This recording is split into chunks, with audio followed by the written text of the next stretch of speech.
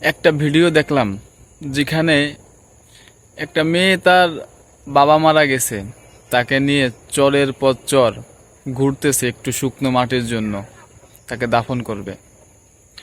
আর একটা ভিডিওতে দেখলাম একটা বাচ্চা নদী থেকে পানিতে ভেসে যাচ্ছে, তাকে উঠায় লোক বাঁচানোর চেষ্টা করতেছে।